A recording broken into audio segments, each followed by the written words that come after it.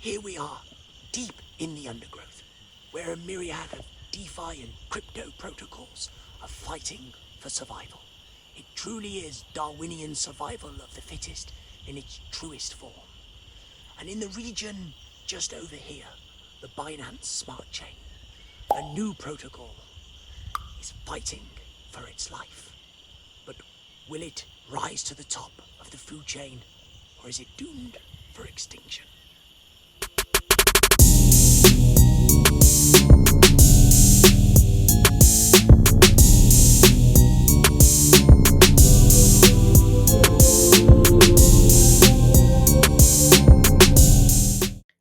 Hey DeFi Dorks, and welcome to this video on the Survivor Protocol.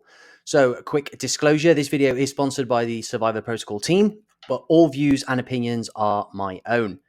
The Survivor Protocol is a survive to earn auto compounding project on the Binance Smart Chain. And before we dive into the video, please subscribe and like on YouTube and follow DeFi Dorks on Twitter for your chance to win $100 in BUSD from the Survivor Protocol team. Okay, so before we dive into this, as always, a quick disclaimer. Hi. Any information or opinions expressed on the DeFi Dorks YouTube channel are not to be considered or constituted as financial or investment advice. It is purely informational. Do your own research and enjoy the crypto journey. Okay, so the Survivor Protocol. This one is interesting. What we're going to cover today, we're going to have a quick look at the Twitter and Discord. We'll head over to the Medium page. And just to let you know that the KYC and audit is coming soon. The website is also coming soon. And then we'll do a deep dive into my project research. And as always, I'll make this Google Doc available in the YouTube video description. Okay, just a few notes from me. This is a high-risk project, so you should only allocate a small percentage of your overall portfolio in risky plays such as this. But projects like this can make you a lot of money if it takes off. And we also have a lot of fun with these types of projects. So that's why we're going to cover it today. Okay, so as always, I recommend that you dive into the Twitter and have a look through the Discord as well. It's the best place to get information on new projects.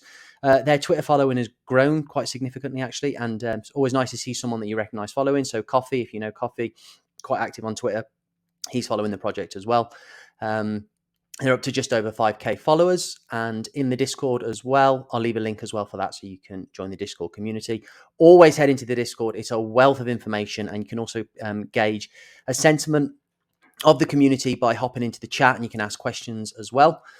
So one of their most recent announcements just mentioned, which is good to see, that the KYC, audit, multi-sig, and locked liquidity will all be done prior to launch. Okay, so if that's going to give you some peace of mind before deciding to jump into this project, then all of that will be done beforehand. And then also, obviously, all we've got so far in terms of official links is they've got a link tree.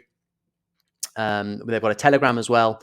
And you can join on the Discord, follow the Medium, and obviously the Twitter as well. And then if you head into general chat as well, here you can ask questions as well, and you'll have different team members. Maybe the devs as well will be in here, so you can ask questions and just talk to the community as well and find out what's going on. Okay, so let's dive into the project. This is one which I'm really interested in. These high APY auto compounding protocols historically have traditionally they tend to do quite well initially, and then we have the age-old problem of the project surviving through that initial growth spurt with selling pressure overtaking buying pressure, and then we get that steady decline in the native token price, which has happened with countless of these projects. And I think Survivor Protocol is taking a step straight off the bat in order to actually combat that from happening. So Survivor Protocol is a survive to earn auto compounding project on the Binance chain. Their native token, HP, or the health token, you'll actually earn BUSD, so a stable coin, and APY on your HP token. And they will have tiered rewards schedule that determine the APY you earn on your HP token, which is super, super interesting. So you'll actually start out on tier 10 and earn the highest APY.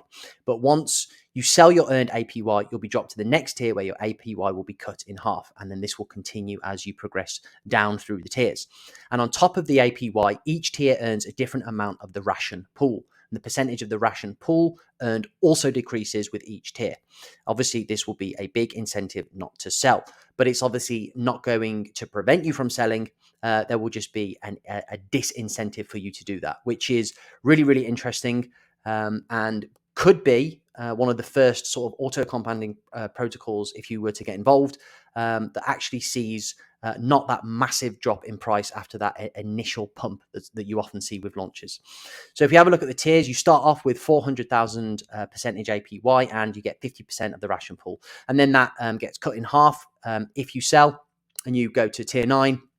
2,000% APY and 25% of the ration pool. And then obviously that staggers down as you move through.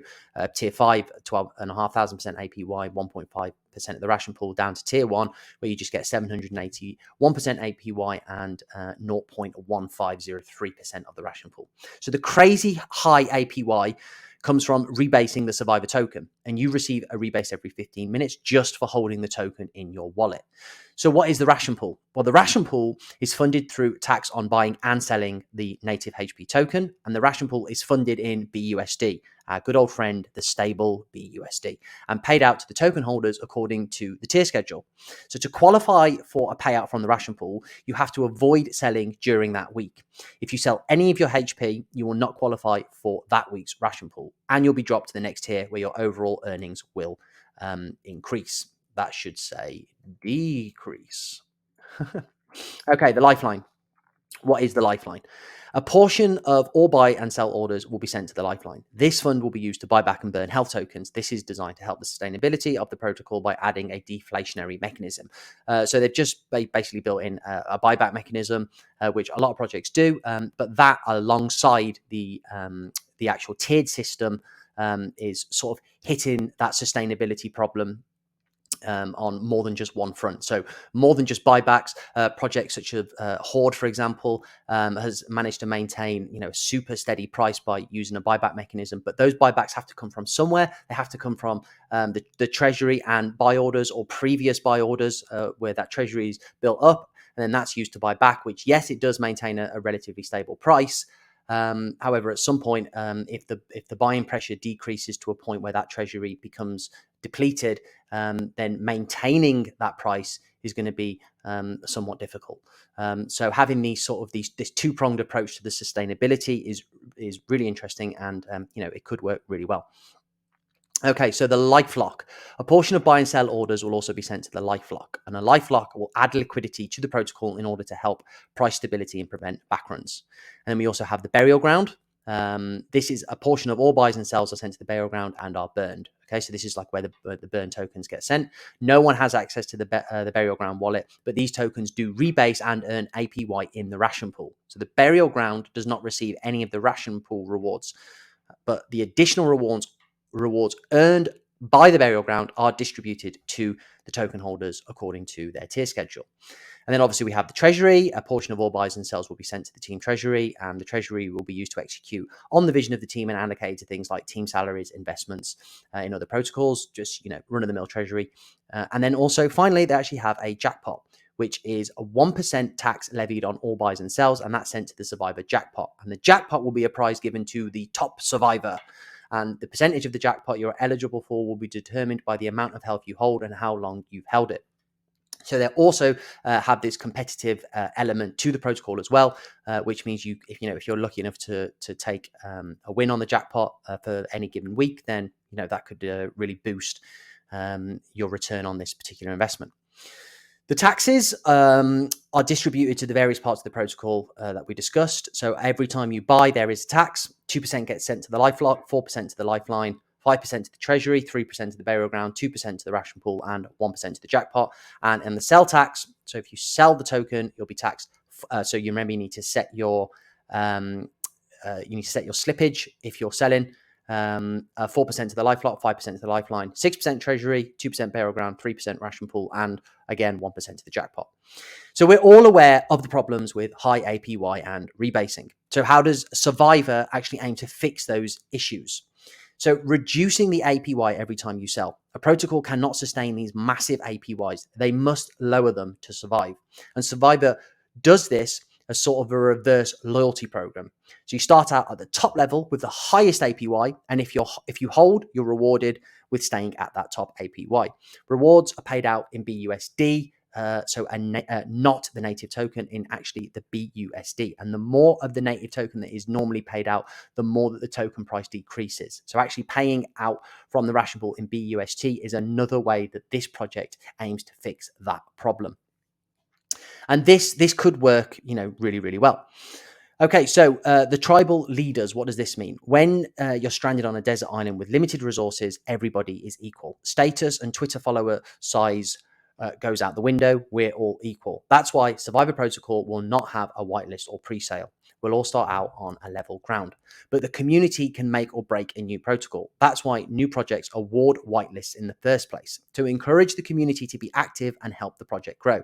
Survivor will reward the community members with 2 different roles. Okay, so role 1, Survivor OG, and you can earn this by being an active member in the Discord. So get in there and do some Discord grinding, invite people, and be engaged with the community, invite new members, and living on a desert island and hunting your own food. Just joking.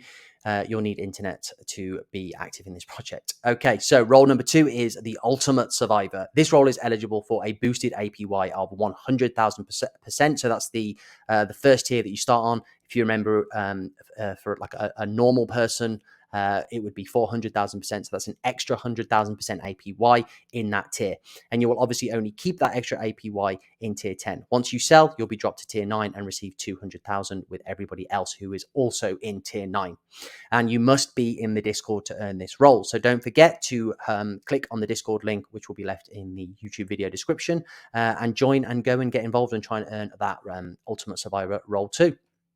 And I've just been informed by the team as well that there will be an initial launch sell tax, which will be staggered, and that will cover the first 2 weeks of the launch in order to prevent dumping.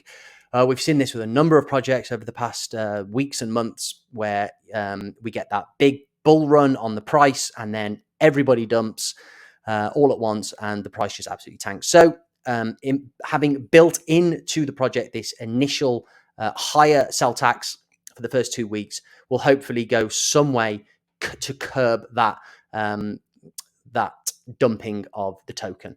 And in week 1, the sell trading fees for Survivor. So we'll have a 6%, 7%, 6%, 4%, 7%, and 3% jackpot. So that puts week 1 total at 33% sell tax as opposed to the 21% after. And then in week 2, 4%, 5%, 6%, 3%, 7%, 3%, which puts us to 28%. So we'll go from a 33% sell tax in the first week, 28% sell tax in the second week, and then we'll be down to the forever sale tax, which is at 21%, which will be split as we stated earlier on in the video.